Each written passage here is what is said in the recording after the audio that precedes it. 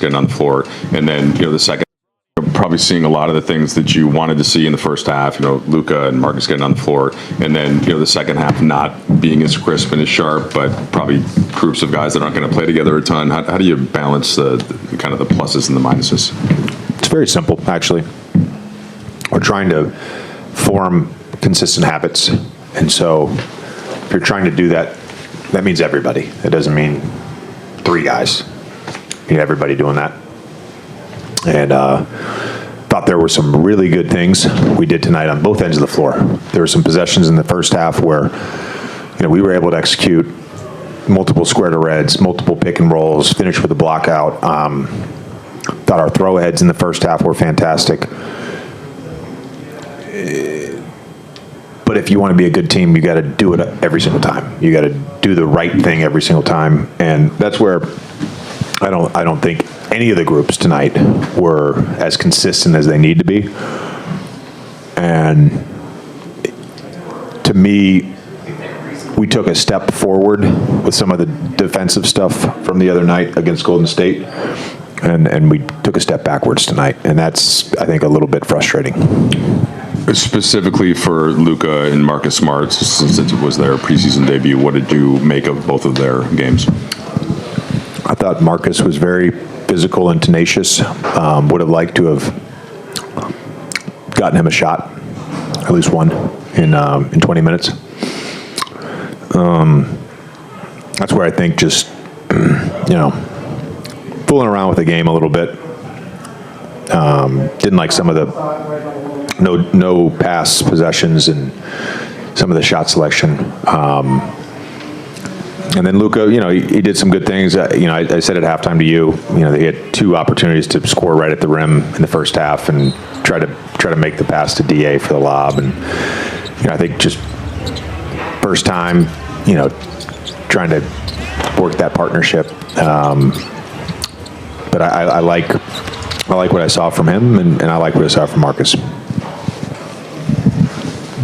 JJ, that sort of pick and roll partnership, you can fast track it. I in some ways, I'm sure I try to, like you said, like your daily vitamin sessions and things like that. But like, does it really take just repetition on nights like this to get as in sync as it needs to be?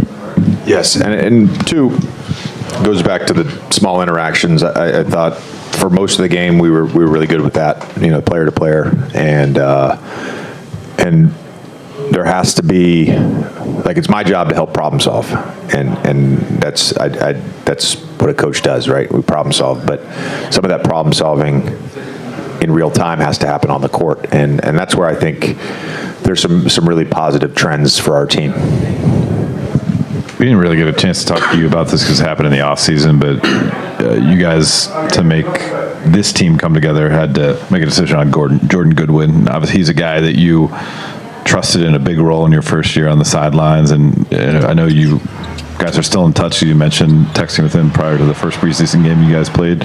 Just what do you make of his game, what he's doing for the Suns, and just the business of basketball that you weren't able to keep him with the program?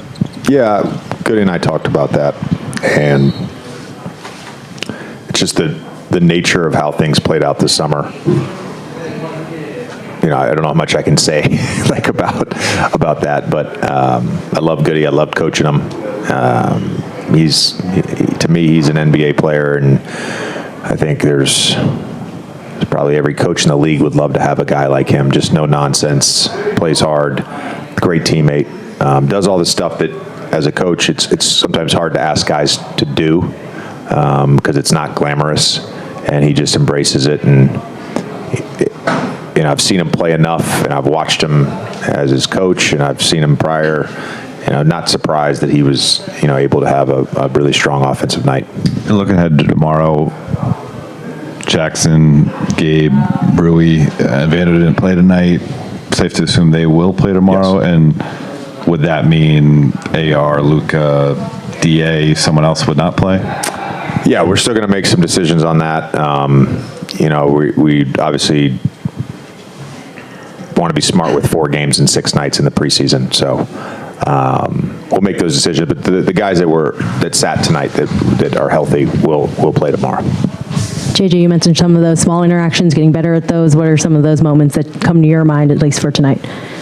I think there was some stuff defensively on dead balls where I saw guys talking, trying to fix things. I know DA just in the last 3 or 4 days is really starting to get vocal on the court, and he was that again tonight.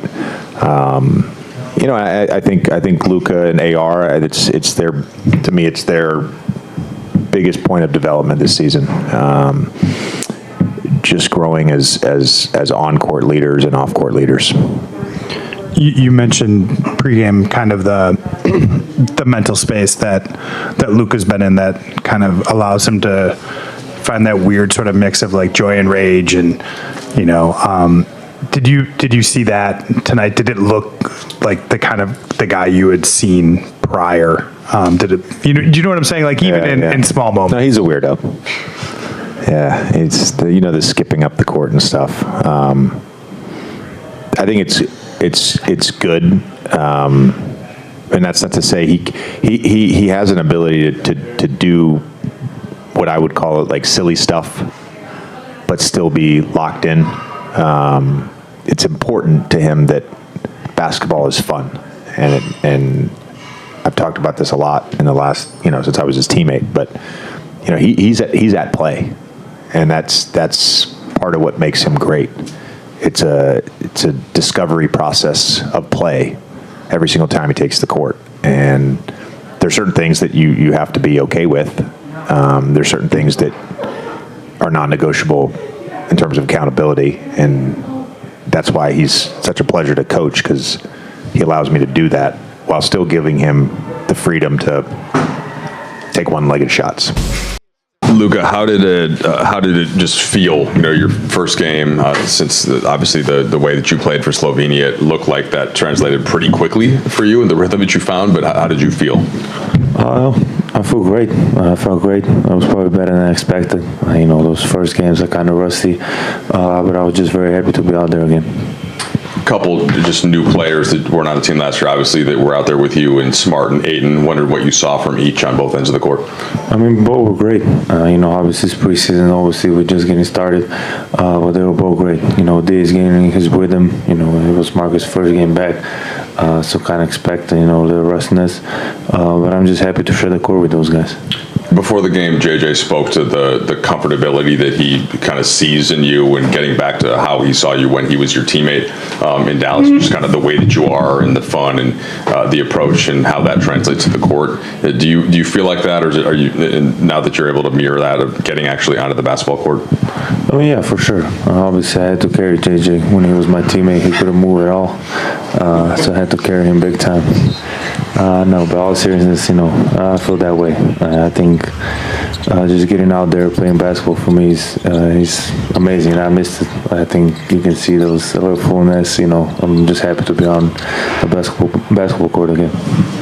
You're smiling when you're talking about playing, and AR was telling us that you had a shot in practice the other day that was like one-legged, falling out of bounds, 35 feet, almost went in, but he told you like, hey man, sometimes it's not a great quality to think you can make every shot. How do you kind of balance that? Obviously it is a game that you're playing, but also working within the team structure to get the best shot possible for the Lakers.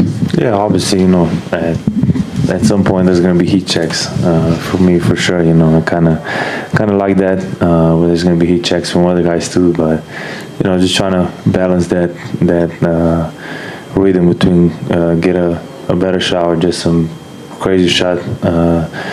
Obviously I need to work on that. Sometimes a little bit too much, but getting there. Luka, anybody who's watched you play knows what your responsibility is on the court. I'm curious, though, at this stage in your career, how you view your responsibility in the locker room, on the practice floor, when it comes to like trading jerseys with Vando or building connections with Rui and different things like that. How intentional have you been with that, with kind of your first crack with this group of teammates versus sort of last year just getting dropped into this?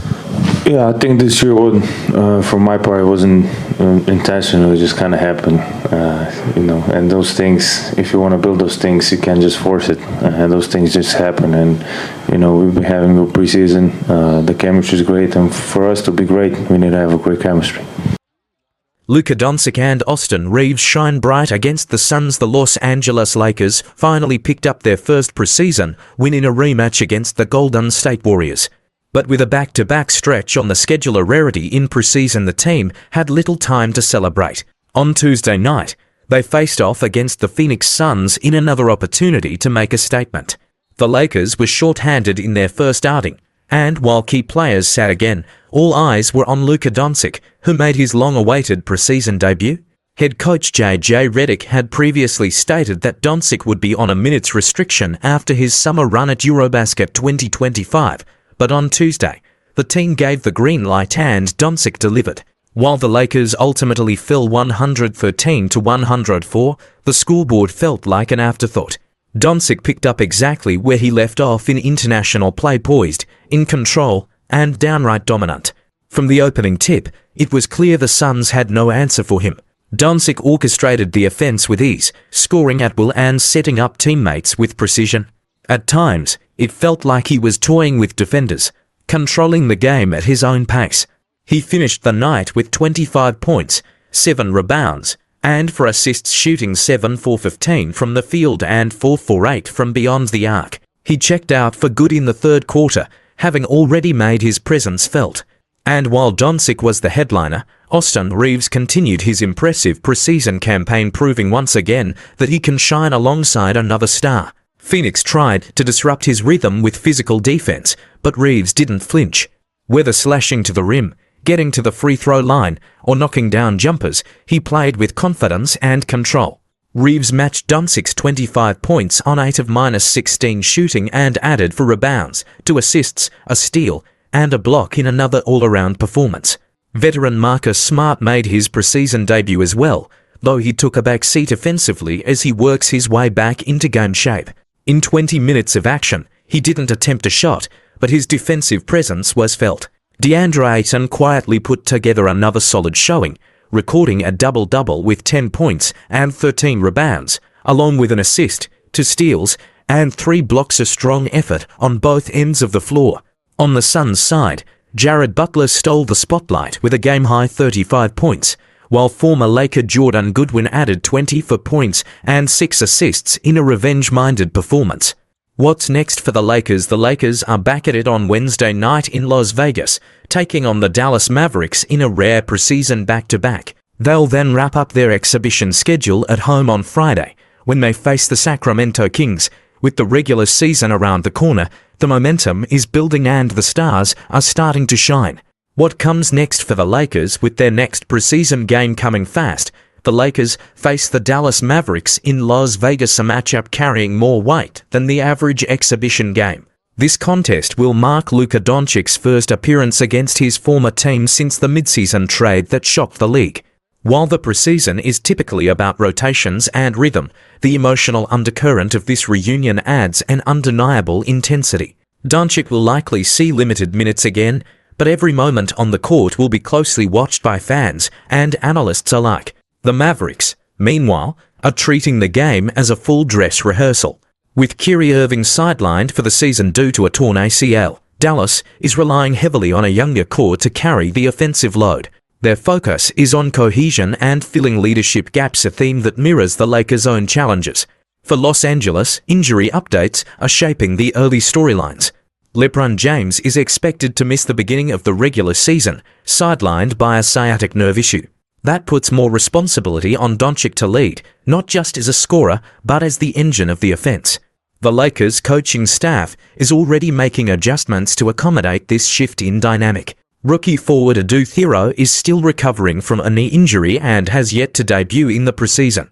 Though he's progressing in rehab, he won't be re-evaluated for another few weeks, raising concerns about the team's frontcourt depth heading into the regular season. Veteran Marcus Smart, though defensively active in his first appearance, has not yet found his rhythm offensively. Still, His leadership on the floor and experience in high-pressure settings remain valuable assets as the team works through early inconsistencies. The Lakers will wrap up their preseason at home against the Sacramento Kings. Sacramento, however, will be without forward Keegan Murray, who recently underwent thumb surgery and is expected to miss over a month. That may shift the balance in the Lakers' favor as they look to close the preseason with momentum. Looking ahead as the regular season approaches, several key takeaways are emerging. Doncic's integration. His early performances suggest he's already in mid-season form, and his chemistry with Austin Reeves could be a major strength. Injury management. With LeBron out and other players easing back in, the team's ability to manage minutes while building chemistry will be a major storyline. Supporting cast. Players like Reeves, Ayton, and Smart will need to shoulder more of the load, especially in the opening weeks of the season. Team identity. With a new coach and a restructured roster, the Lakers are still figuring out their identity, but early signs suggest a team with high offensive potential and growing defensive discipline. With just 2 games left before the season officially begins, every possession counts not on the scoreboard, but in setting the tone for what's to come.